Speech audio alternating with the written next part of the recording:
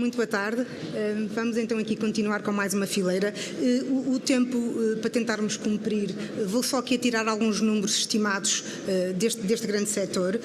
Sabemos que em termos de volume de negócios rondará os 10 mil milhões de euros, o número de empresas 120 mil empresas, com 8 mil milhões de euros ao nível das exportações e mais de 100 mil trabalhadores. Por isso, eu agora convidava já de seguida para o palco, por favor, Jorge Tomás Henriques, por favor, o Presidente da Federação das Indústrias Portuguesas Agroalimentares.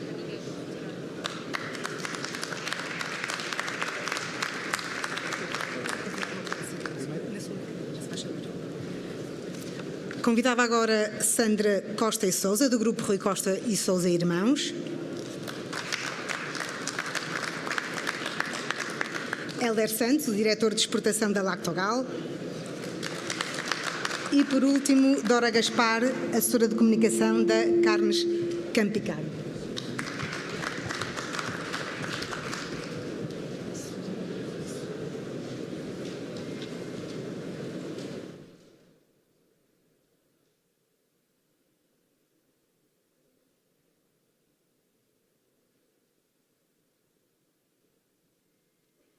Desde já, muito obrigada por terem aceito este nosso desafio, mais do que um convite, um desafio para falar deste setor. E se calhar começava já aqui com Jorge Tomás Henriques e perguntava-lhe, para nos dar até um enquadramento, como é que avalia a evolução da presença internacional das indústrias agroalimentares portuguesas nos últimos anos. Eu tenho alguma dificuldade agora em dizer últimos anos, que isto aqui pelo meio houve um constrangimento em forma de pandemia. Mas como é que avalia a evolução das empresas? Obrigado, Susana. Queria cumprimentar os colegas de painel e, naturalmente, agradecer ao Portugal Exportador esta oportunidade de estar aqui hoje a falar de uma fileira tão importante como esta do agroalimentar. Naturalmente que nós, neste ciclo que temos vivido nos últimos anos, enfrentámos inúmeros desafios e, desde logo, o ciclo de pandemia e depois a questão da invasão da Ucrânia, que não deixou de impactar de uma forma bastante precisa o setor. No entanto, este setor tem, sobretudo nas últimas 2 décadas, vindo a evoluir de uma forma extremamente positiva. Refiro-me concretamente à questão da internacionalização e dos mercados para onde exportamos. Temos vindo a crescer de uma forma consistente. Basta dizer que há cerca de uma década este setor exportava um pouco menos de 4 mil milhões de euros e estamos, este ano, a propor-nos fechar o ano com exportações de cerca de 8 mil milhões. Okay. Quer dizer, não é coisa pouca, é coisa pouca para o país, porque nós tínhamos absoluta necessidade de transformar este setor num setor ainda mais dinâmico e com capacidade para aumentar as exportações da indústria agroalimentar e bebidas. Há pouco ouvi citar uns números, mas este setor vai faturar, provavelmente este ano, mais de 22 mil milhões, ou seja, o mercado interno mais exportação, e tem tido, naturalmente, um contributo extremamente importante naquilo que é a mudança de perfil da economia portuguesa. Naturalmente que nós enfrentamos hoje no mercado internacional inúmeros desafios. Em primeiro lugar, o nosso crescimento, que ao fim de outubro é de cerca de 11%, está a ser feito dentro da União Europeia. Não é mau que isto esteja a acontecer, mas o que é verdade é que fora da União Europeia o setor cresce apenas 2%. Quer dizer que há um enorme desafio e um trabalho extremamente importante a fazer na fileira exportadora, no sentido de alcançarmos outras geografias, e para isso, não sei se teremos a oportunidade de falar, é preciso desenvolver, aprofundar um conjunto de instrumentos que ajudem o setor a fazer naturalmente uma coisa que é importante para o país, que é exportar mais, e simultaneamente fazer uma outra coisa, que é, na medida relativa das possibilidades, importar menos, ou seja, substituindo muitas das importações que Portugal faz no agroalimentar por produção local. E isto está a acontecer, porque temos unidades em diversos subsetores da indústria transformadora agroalimentar, altamente dinâmicos, com capacidade, em alguns casos até sedentária, de produção e que, portanto, tem capacidade para fazer, digamos assim, a duas mãos este trabalho, exportar mais e produzir mais localmente. O Grupo Costa e seus irmãos está a fazer o seu trabalho, porque se pegarmos aqui nas palavras de Jorge Henriques, exportam para o Brasil, também para a Noruega, mas também para os Estados Unidos. Quais são os tais fatores diferenciadores que vos permitem crescer, sobretudo nestes mercados, já que na Europa vimos que estamos a crescer relativamente bem, mas quais são os grandes fatores diferenciadores? Boa tarde, muito obrigada pelo convite para estarmos aqui presentes. Portanto, a empresa Sr. Bacalhau, que é a nossa marca, portanto, nós estamos presentes em Portugal, estamos na Noruega. Na Noruega estamos para ir buscar o bacalhau e estamos depois também nos Estados Unidos e no Brasil, portanto, com distribuição própria. Portanto, nós executámos esta estratégia há 22 anos e iniciámos, portanto, pela exportação e só depois é que fomos para o Brasil e com as nossas próprias empresas. Também na Noruega, portanto, nós há 10 anos percebemos que era importante estar junto da origem, estar na origem e acabámos por fazer esse trajeto, fizemos um investimento, portanto, na altura e acabámos por nos diferenciar até daquilo que era feito tipicamente a indústria nacional na nossa área, no bacalhau, faz e demos o passo, portanto, de nos internacionalizarmos para a Noruega e acabamos hoje em dia por ser a única empresa no mundo que está na Noruega, em Portugal e depois também nos Estados Unidos e no Brasil. Portanto, isto para nós também foi difícil, foi um processo encontramos muitas dificuldades, até porque não havia ninguém que tivesse ido na frente, nós fomos os primeiros a dar esse passo, parece que mais ninguém fez esse caminho também, pela dificuldade. Nós acabamos por, aquilo que nos diferencia, achamos que tem a ver com a qualidade, portanto nós quando vamos para fora, acabamos por estar muito focados na qualidade, vamos à procura da qualidade, fomos para a Noruega para procurar um produto de uma qualidade superior e quando vamos depois para a exportação ou na distribuição que fazemos, portanto com as nossas empresas no Brasil e nos Estados Unidos, acaba por ser muito fruto também da qualidade que apresentamos. E também, muito importante, é a nossa adaptação ao produto que vendemos lá, porque o bacalhau que se consome em Portugal é ligeiramente diferente daquele que se vende noutros mercados. E é muito importante, porque às vezes as empresas, nós achamos que é igual e não é. E mesmo no bacalhau aparentemente seria igual, não é? Nós tivemos que fazer aqui algumas adaptações, portanto, ao que oferecemos nestes mercados de exportação. E quais terão sido os principais entraves ou desafios para entrar nesses mercados? Têm sido muitos, mais ninguém ainda o conseguiu fazer, mas como forma de partilha, quais foram os grandes entraves? Bem, nós quando fomos para a Noruega, a indústria norueguesa sentaram-se todos à mesa, parece que nunca tinha acontecido, mas sabemos que isto ou seja, entrar numa empresa que não era norueguesa para ir comprar diretamente aos pescadores noruegueses foi um passo muito ambicioso para uma empresa portuguesa e sentimos que na altura houve ali algumas condições que foram reunidas para que nós não ficássemos lá. O que é facto é que já lá estamos há 12 anos e estamos lá, vencemos e estamos para continuar. E isto para nós é muito importante. Depois nos mercados de exportação, Porquê que nós fomos para o Brasil? Nós fomos para o Brasil com uma empresa própria, porquê? Porque as primeiras exportações que fizemos para o Brasil, a mercadoria chegou lá e depois, isto foi em 2002, o nosso cliente disse-nos que só iria pagar 50% do valor que nós tínhamos exportado. Então nós percebemos que não era possível estar a trabalhar dessa forma. E então a mercadoria veio toda para Portugal, portanto nós não cedemos, a mercadoria veio toda para Portugal e então nós decidimos ir para lá com a nossa empresa. E hoje em dia estamos no Rio de Janeiro, estamos em São Paulo, portanto com armazéns próprios e fazemos a distribuição. Trabalhamos com a grande distribuição, com o Marte, com o Carrefour, portanto fazemos exportações diretas, mas portanto não trabalhamos com importadores que depois vão fazer a distribuição à palete, portanto por todo o país. Portanto, isso foi o que também fez despoletar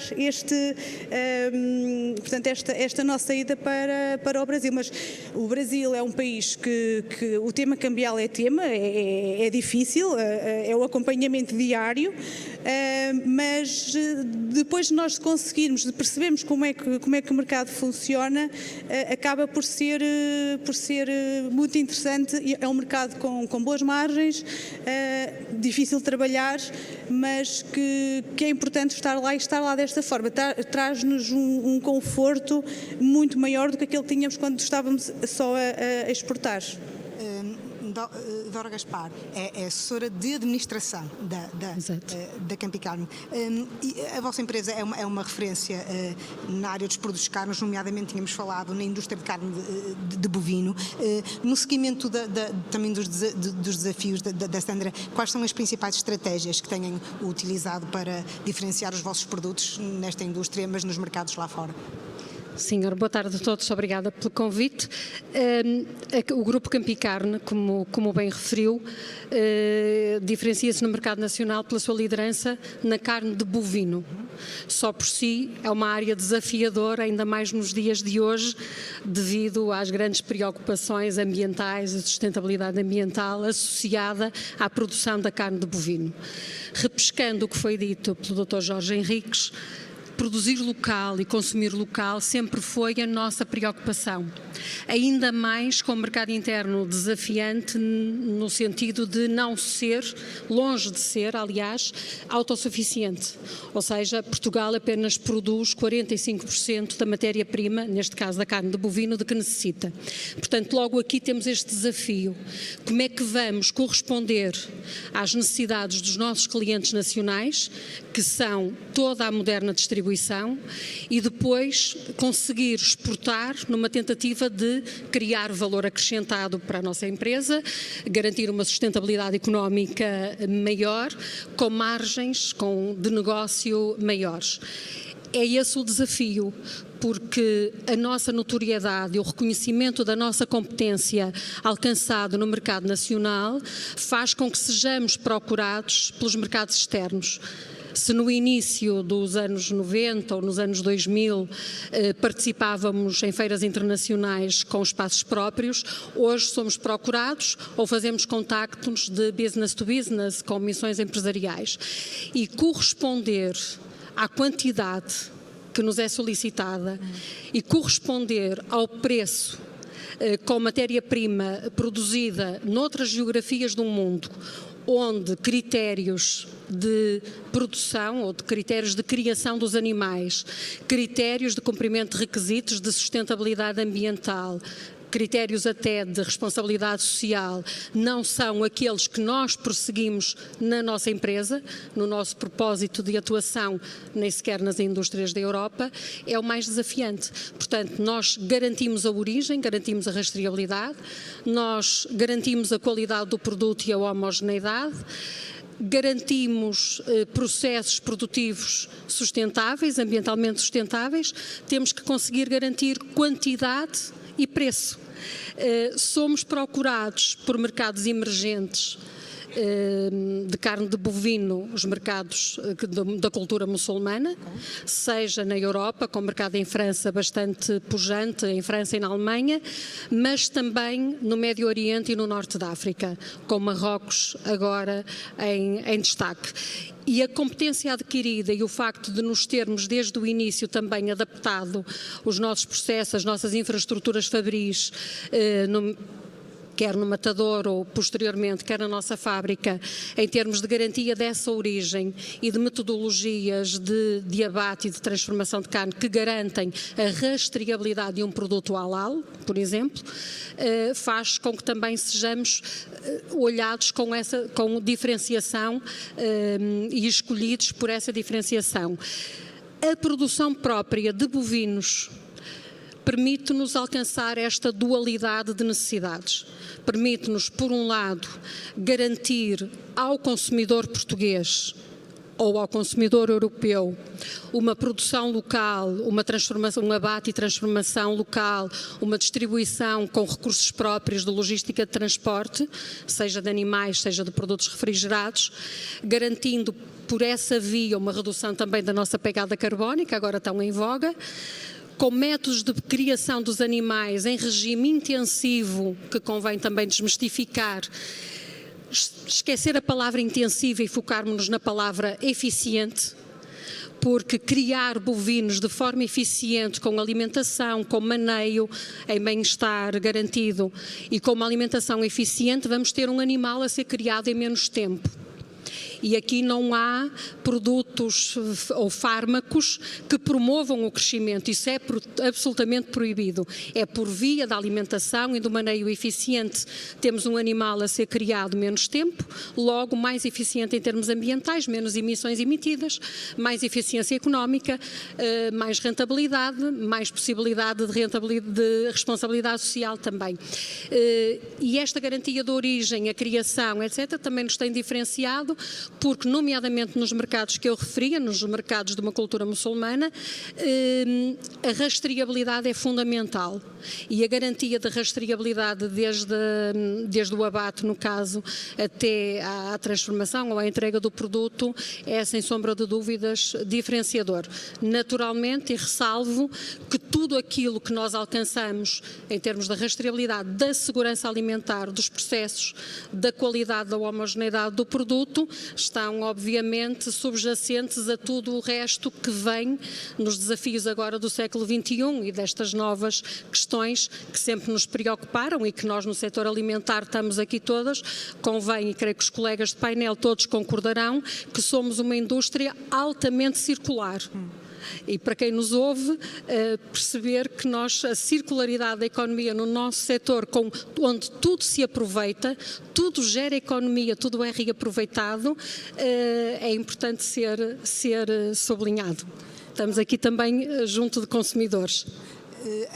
Hélder Santos, como é que é da parte da Lactogal, como é que adaptam os vossos produtos? Estamos aqui a falar de um setor e de uma área que muitas vezes é pedido perfis nutricionais específicos.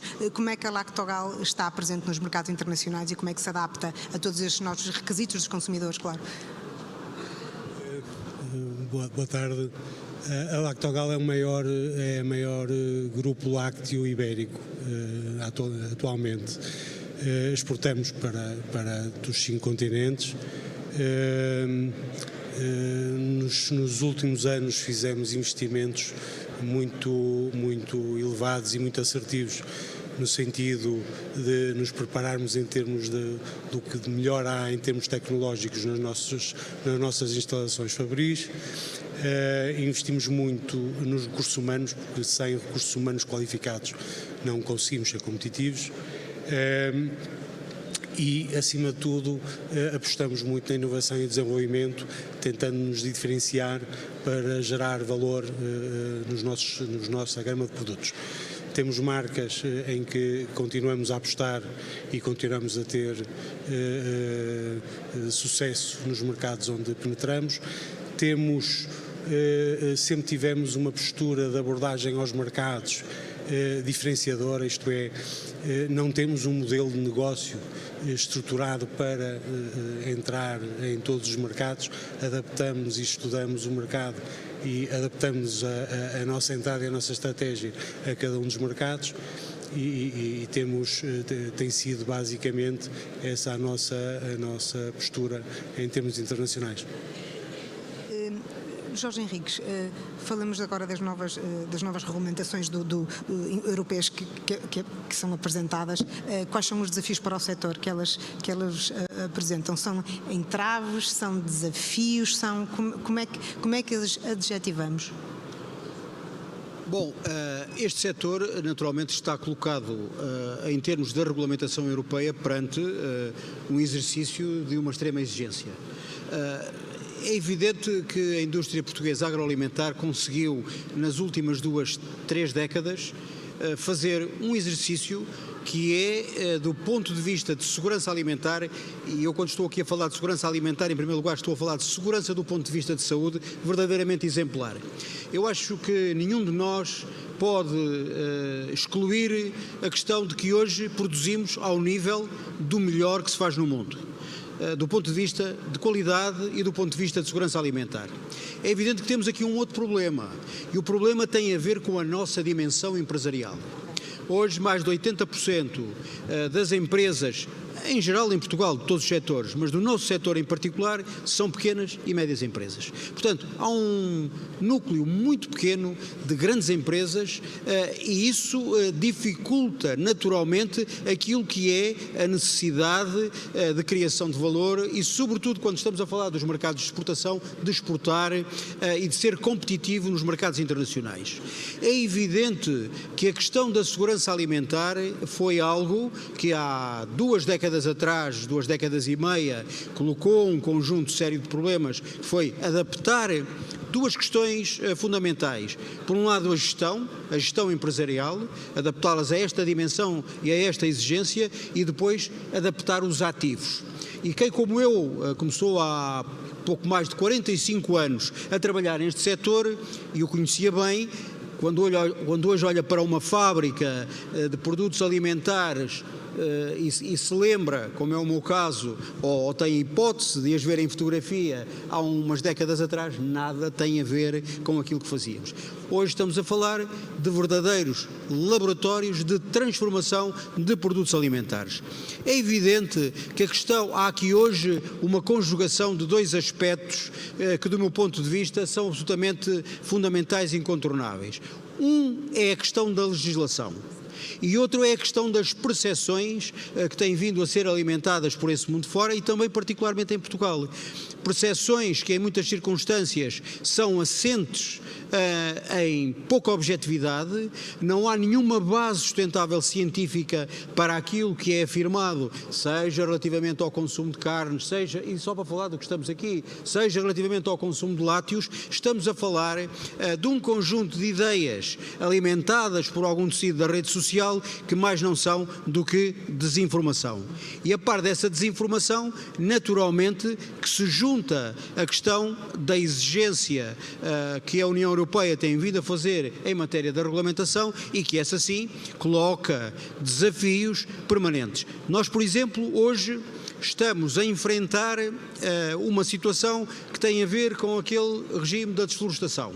Ou seja, vamos passar a ter que trabalhar com matérias-primas que têm que vir de zonas que não foram sujeitas à pressão de desflorestação e vamos também estar sujeitos a um regime de certificação baseado no ESG, que tem a ver com uma certificação que não é apenas de qualidade, mas tem a ver com questões corporativas, de governance das companhias e que, no fundo, entronca exatamente em todo este conjunto de problemáticas que nós temos que, efetivamente, introduzir nas nossas organizações e transferi-las para o sistema produtivo e depois para os sistemas de comercialização. atenção.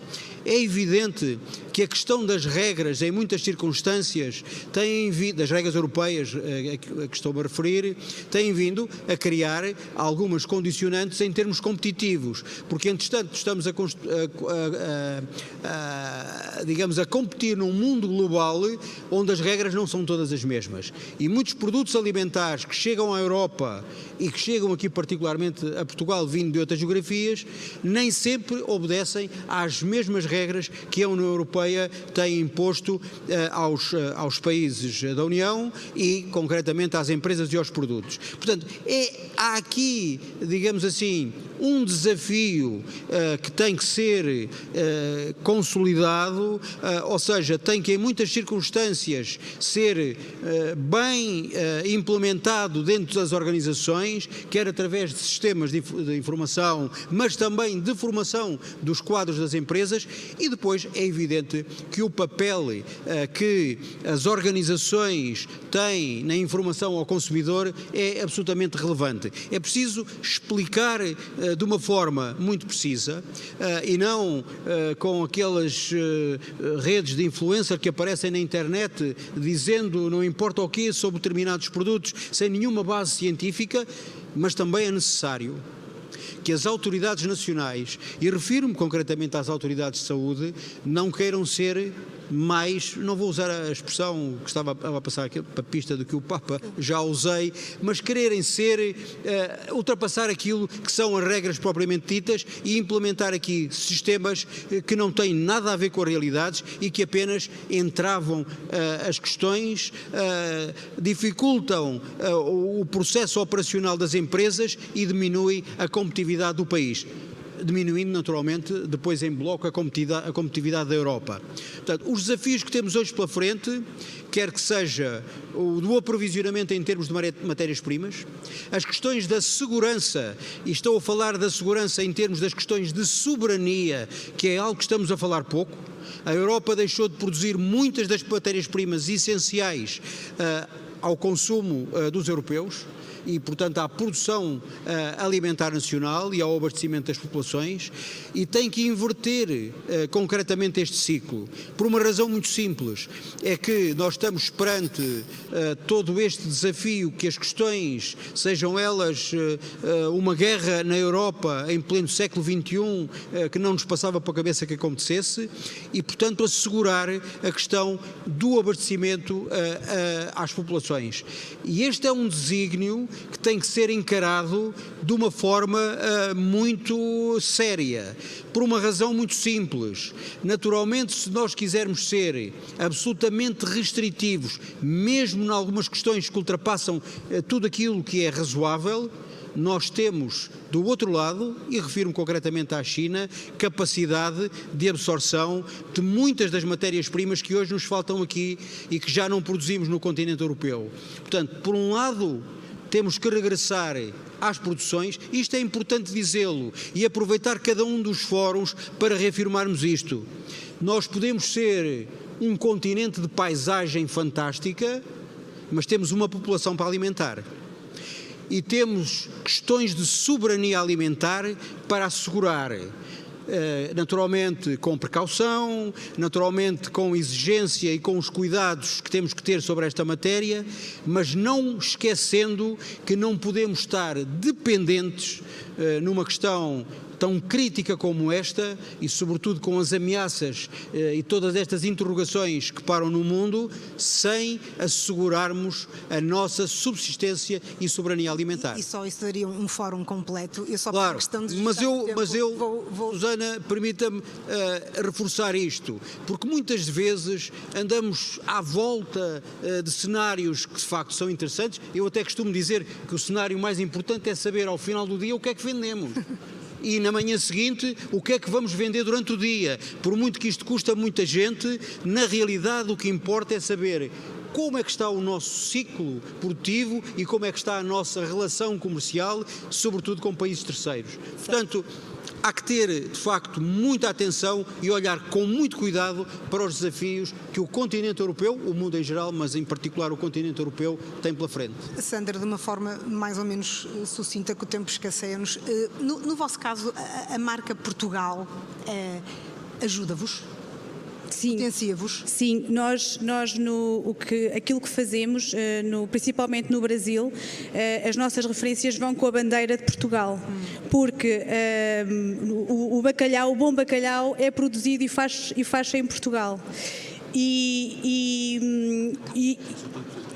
E há esse reconhecimento, portanto, pela produção nacional. Portanto, sem dúvida, sim. E mesmo no Brasil, aquilo que nós percebemos é que o próprio país foi criando algumas barreiras, por exemplo, aos produtos que são exportados da China, porque em termos internacionais é difícil concorrer quando estamos a falar de empresas que trabalham de uma forma completamente diferente e que estão sujeitos a exigências completamente diferentes da exigência que nós temos cá em Portugal. Gostava só de dizer isto. Nós, quando fomos para a Noruega, nós somos indústria em Portugal e somos indústria na Noruega. Temos 2 fábricas na Noruega. E quando fomos para lá, nós fomos para um país que é um país que supostamente está um passo à frente do nosso. O que é facto é que aquilo que nós replicámos lá, o que levámos para lá foi melhorar aquilo que eles já faziam. Portanto, a nossa fábrica, e isto para nós é motivo de orgulho, a nossa fábrica, quando nós somos visitados pela Matilsynet, que é a ASAI da Noruega, que é o equivalente à ASAI da Noruega, eles dão-nos os parabéns, porque nós somos das fábricas acima do Círculo Polar Ártico que tem o melhor controle, e em termos de o rigor com que trabalhamos, eles dão-nos os parabéns. Portanto, eu acho que também é importante, em termos comparativos, sabermos e partilharmos isto, que levamos esta exigência que temos em Portugal e que nós achamos que lá fora que são mais exigentes, não é verdade. Nós realmente, e às vezes até digo, nós somos os bons alunos da Europa, porque nós de facto somos muito bons, temos um rigor muito grande naquilo que fazemos enquanto indústria, portanto, quem está na área alimentar, há um rigor muito grande.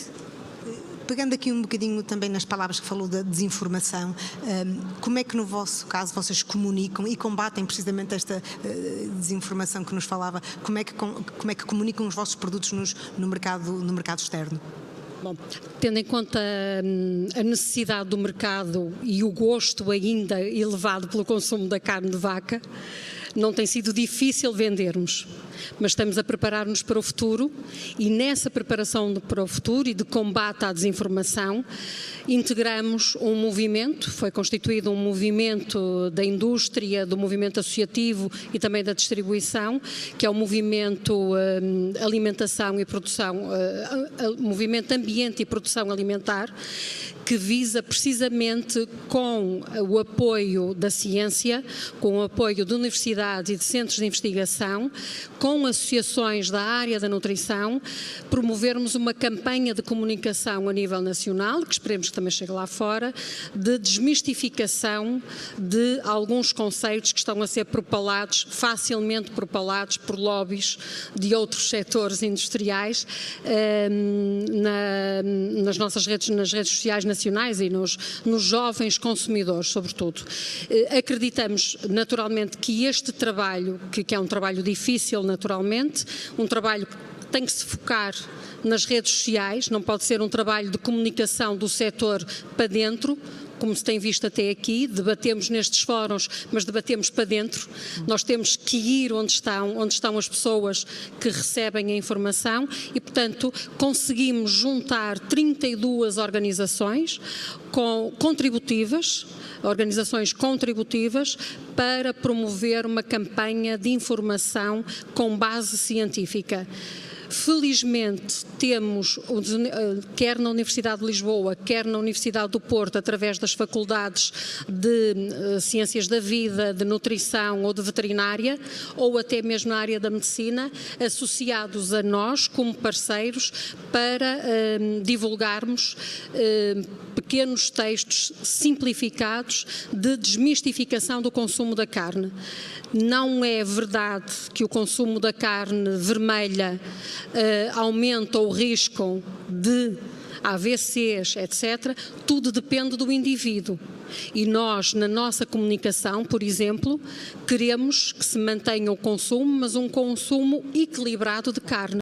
Se toda a gente comer carne de forma equilibrada, nomeadamente a carne vermelha, que se não fosse ela, hoje não seríamos os seres humanos que somos, com a capacidade intelectual que temos, então o setor viverá para sempre, porque consumimos equilibrados, não podemos é deixar de consumir. E por essa via também a Campicarne desenvolveu produtos, nós chamamos híbridos, mas são produtos que vão de encontro às premissas de uma dieta flexitariana, em que combinamos os vegetais com a carne de bovino. E, portanto, equilibramos num mesmo preparado legumes e carne, para dessa forma promovermos um consumo equilibrado de carne e um consumo variado, que vá um bocadinho de encontro à tendência dos jovens consumidores, que estão nos dois extremos. Por um lado, felizmente, estão num extremo do valor da carne com novos cortes premium e peças premium, e do outro lado nos preparados de carne, ou nos hambúrgueres ou na carne picada. E, portanto, nós queremos promover o consumo da carne de forma equilibrada, consciente e informada, neste caso. Hélder Santos, o papel das políticas públicas, qual é o papel que devem ter na internacionalização das empresas? Falámos ali há pouquinho das dificuldades, dos desafios. Que papel devem ter estas políticas públicas? Ora bem, os apoios à internacionalização têm sido muito, no que diz respeito às grandes empresas, tem sido praticamente ou quase inexistente. Isto é, os apoios estão todos direcionados para PMEs, e as grandes empresas, que uma grande parte delas nesta área de negócio têm escala para poder competir em mercados externos, não são apoiadas devidamente. Isto é a minha opinião. Nós aqui em Portugal temos duas realidades distintas. Uma é que somos, no contexto da Europa, um país periférico. Em termos logísticos temos muita dificuldade em competir com o centro da Europa, porque estamos num extremo da Europa. Quando chegamos aos mercados externos, temos a competitividade de outros países que não têm o nível de exigência que nós temos no setor agroalimentar, onde temos que cumprir uma série de normas que requerem investimentos avultados e que têm custos permanentes significativos. De forma que seria extremamente importante, em vez de se subsidiar a não produção, subsidiar ou apoiar a exportação. Para isso é preciso ter empresas que representem os diversos setores do agroalimentar com escala, com dimensão, como fazem, por exemplo, os nossos parceiros da União Europeia. Os nossos parceiros da União Europeia apoiam grandes empresas. Aliás, vemos isso nas feiras internacionais, onde nós também estamos presentes, onde eles têm representações gigantes e nós temos representações diminutas. E isto reflete a falta de apoio do próprio Estado na internacionalização do agroalimentar. E eu adorava ficarmos aqui. Eu adorava, mas sabe que nós temos uma agenda para tentar cumprir, mas diga-me. É rápido e servirá certamente para os painéis seguintes. Naturalmente que nós temos muita honra em trabalhar em Portugal e por Portugal, mas não iremos a lado nenhum se não construirmos marcas. O desafio de Portugal é ajudar à construção de grandes marcas à escala mundial. Se assim não for, se não as apoiarmos, nós não iremos conseguir avançar naquilo que são os nossos desígnios. E para isso é preciso trabalhar no sentido de simplificar, de desburocratizar a nível do país e de criar incentivos de maneira a que as empresas se tornem mais competitivas. Descomplicar é aquilo que é absolutamente necessário. Criar marcas à escala mundial é o grande objetivo. E é evidente que se fizermos bem, estamos a trabalhar para Portugal e atrás de nós a marca Portugal virá, mas não vale a pena investir milhares de milhões em novas bandeiras, em novas marcas, se não investirmos na construção de grandes marcas. Muito obrigado. Muito obrigada.